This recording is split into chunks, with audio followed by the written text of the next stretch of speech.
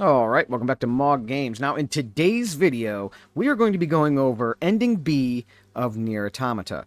Now, how we're doing this series is after each individual ending, I am stopping, reflecting, and giving my raw thoughts on where we're at in the story, how it's stacking up as one of the supposed best storylines in video gaming history, and what my general overall feelings and thoughts on the game at this moment in time are.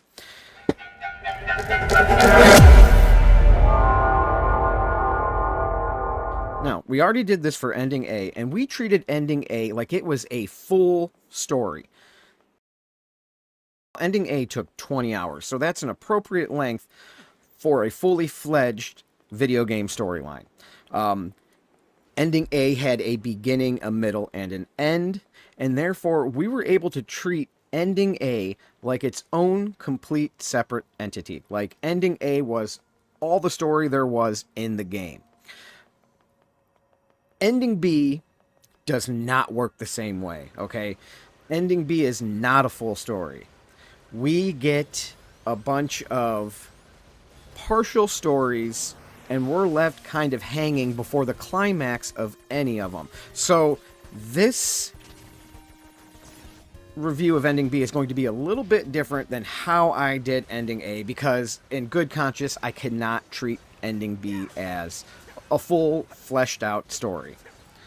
Although we basically have Ending A and all its storyline wrapped up into Ending B, the main differences in what makes Ending B are all incomplete. Okay, they are incomplete stories, they're incomplete threads, they're incomplete thoughts. All right.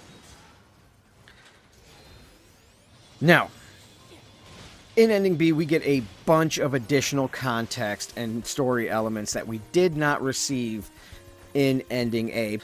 The one thing that we get right off the bat that's very different than Ending A is the storyboard cutscenes that we were getting of the machines. Okay, and we'll go into that a little later. Also, you have the Forest Kingdom. You get a lot of extra background there. You get a lot of extra background about the amusement park and the things that happen there. 9S ends up inside both the machine and android networks and kind of learns things in both of them. Near the very end of Ending B, we get the big bombshell, and we are going to go into that. We're going to go into all this in a bit more detail. But first, let's take a look at the cutscenes and what we learn there. All right. Now, the cutscenes are essentially showing some sort of entity teaching the machines and giving them gifts, okay? And the gifts, they portray it on the storyboard as shapes. A heart, a square, a star, whatever. So these gifts are like, I think treasures is what they called them. Really represent like emotions and parts of humanity. So he is giving each machine an emotion, a feeling, a concept, something that was a part of humanity that they can take and kind of hold on to. So he teaches each section certain parts of humanity. At least that's kind of what I gathered from those storyboards. And this was kind of a higher figure, okay? Something that, it's not clear whether it was machine or not or something else, but some sort of higher entity was teaching pieces of humanity to the machines, okay? Next, let's get into the Forest Kingdom. They had a benevolent leader who wanted to live in peace as a family, essentially, all right? So he wanted to start a kingdom in the forest. The other machines didn't know what a kingdom was, so he taught them. He gave them roles in the kingdom, taught them their role, and he led a peaceful existence. They existed in this castle in the forest peacefully. And unfortunately, after a time, the king died. All right. When he died, the kingdom kind of was at a loss for what to do. So, being unsure of what to do and where to go from here, they decided the best course of action was to take essentially what is the king's mind and put it into a baby machine. And this baby was going to grow to be their future king. Now, unfortunately, it's shown that the baby machine, since it is a machine, it can't grow. So 100 and some odd years later, like almost 200 years later, the baby is still a baby. So they're waiting for this king to grow up and to lead them again. Meanwhile, they're really not sure what to do. All they know is the specific tasks that the king gave them. So the kingdom kind of devolves, all right, from a peaceful, loving family to a group of machines unsure of where to go and kind of only live for one singular purpose, which would be to protect the king and therefore the kingdom. So they become very hostile towards outsiders.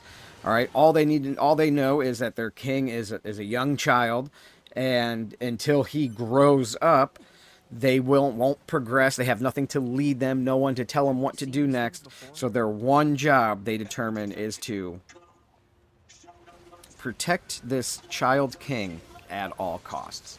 Since the king will never grow, this will be their life until their gears stop working or something changes, okay? And you know, at the end of ending A, you get the cutscene. Well, not the end of ending A, but during that section of ending A, you see what happens to their king. So you kind of know that everything is going to devolve from that point as well. Next we get, I don't know if this is in order. You know, none of this might be in order, but I don't know. Let's talk about the amusement park next. You have the singing machine. Now, she is obsessed with beauty because in her mind, if she is beautiful enough, the other machine that she is targeting for affection will become smitten with her, okay? So she equates beauty with love and does everything in her power to become as beautiful superficially as she possibly can. Now, this leads to her doing a bunch of, you know, crazy things. She goes dangerous places to get items, to obtain items that, in her mind, make her beautiful and more attractive, and therefore more desirable from the person she is in love with, essentially. She goes as far as eating androids, because somebody told her androids, eating them would make her beautiful. From androids, she goes to machines. So she is eating machines to become beautiful as well. At the very end, after we defeat her, it's kind of, you know, she comes to the realization that she went about this all wrong. And that in her quest for beauty, she kind of lost herself and became a monster. All right. Now, this parallels with real life, and it's pretty interesting. And we'll probably get more into that kind of thing in a different video, because this is just my raw thoughts of where the story's going so far and kind of what's going on. But yeah, that parallels with real life. People can get lost in superficial things, thinking it's going to lead them to a place where it doesn't, and it never was going to. So that's very, very interesting. Alright, so then, you know, 9S is in both the machine and then in the Yorha networks, okay? At different points of the story. So, you know, he kind of learned some things about the machines in their network. A lot of it was the backstory of Adam and Eve and how, you know, fighting is something they'll do, but really that's not what drives them. At least Eve. It doesn't drive Eve. Eve has one mission in life, just to be close with his brother. Alright, and just to spend time doing whatever machine life form brothers do together. Okay, in their case, it was a lot of violence and fighting. But like Eve said, he didn't need any of that. He enjoyed it for what it was, but as long as Adam was there, that's all that mattered. Then, 9S gets into the Yorha network, and that's where a lot of kind of cryptic messages and secret information starts to be divulged. Near the end of that section, 9S encounters a barrier that's an attack barrier. And he's surprised that there be an attack barrier in their server. You know, what are you trying to hide? So after he gets through that barrier, he finds a file that is essentially stating that the Yorha developed the Council of Humanity. That Yorha was first, the Council of Humanity comes second. Which 9S was confused by, because he's like, this is backwards. This is not how this is supposed to be. So he's confused, all right? And we go on with that information. And 9S is picking up a lot of little pieces like this throughout this playthrough. He ignores a lot of it that has to do with the machines being more than just machines or human-like or having human qualities or, free will of any sort. He ignores a lot of that. But he's been picking up pieces all along the story. And then this leads to the big bombshell revelation of Ending B, which is that the humans do not exist on the moon. They were extinct well before the aliens even invaded Earth. And essentially what's on the moon is equipment just to send dummy messages to the Yorha on Earth. All right. We even see at one point that the shipments that are going up to the moon are mostly empty. They're mostly empty. There might be a little bit of water on board and other, small items like that, but it's not the supplies and the resources that a human colony of hundreds of thousands would need if there was one on the moon. So this opens up a ton of questions. A ton of questions. Everything in this basically leads to questions that we do not get the answers to throughout Ending B. Alright, that's why I said I cannot treat this as a full story, because it feels like we're still in the middle of it. Okay, we're getting close to the climax, right? And we haven't gotten to that point yet. With these new story elements that were introduced in this ending.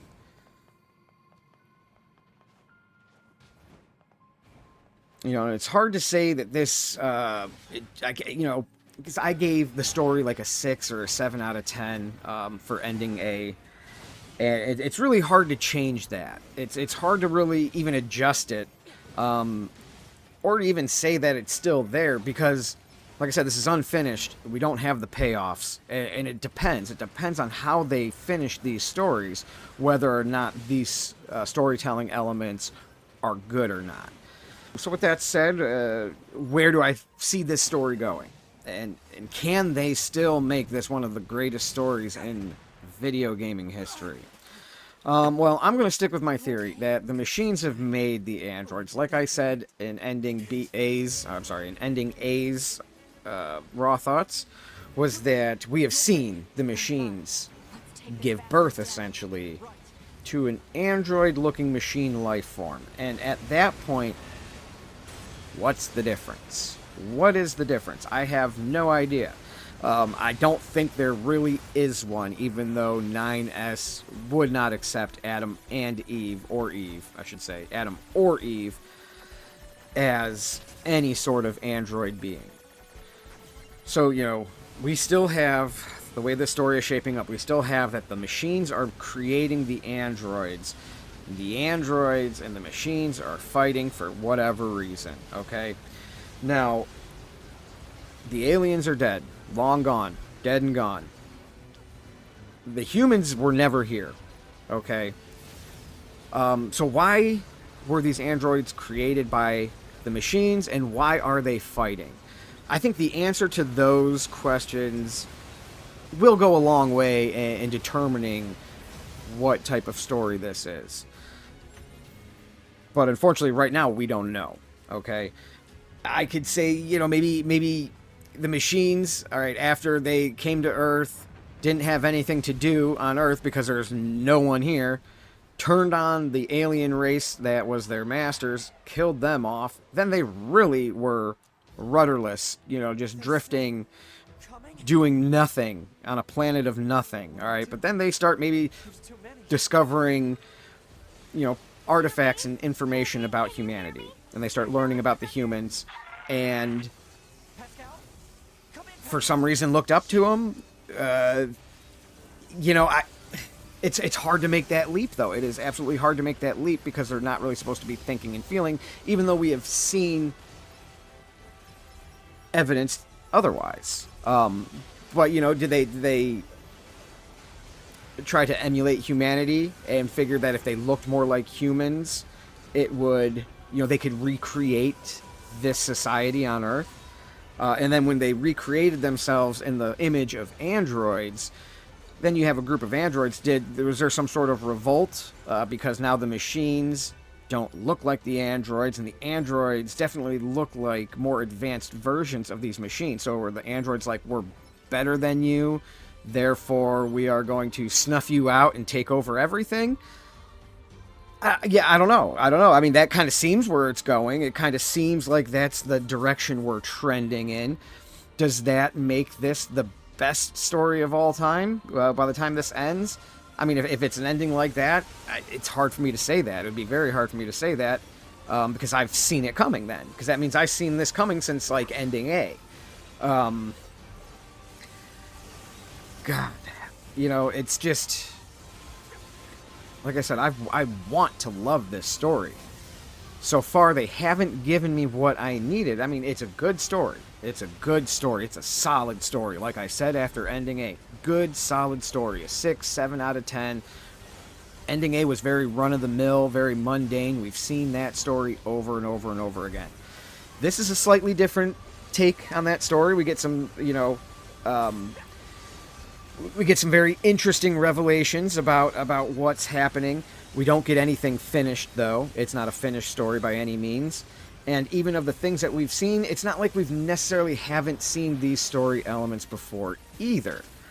And not to say that you can't take a bunch of storylines that have already been done before and put them together in a way that makes your story extremely compelling and places it above the rest, and to the point where it's revered as, one of the historical greats in its genre.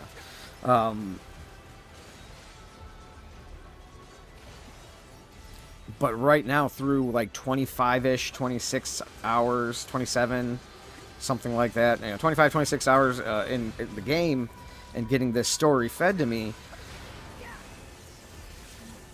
it hasn't gripped me like a story like The Last of Us, okay, or the Telltale Walking Dead, especially the first one. Like I said, that one was amazing, but it hasn't grabbed me like some of these other stories I've experienced in my lifetime have. Even a game like Spec Ops: The Line. It was a mundane story through the first half of it, but about halfway through, as they're telling you the story, you are picking up that things aren't as they seem. So even though they told like a mundane story through a big portion of the game, you could tell that this was going to be leading somewhere else. All right. And I just do not get these kind of feelings from this story so far. Will I in the next section? I don't know, and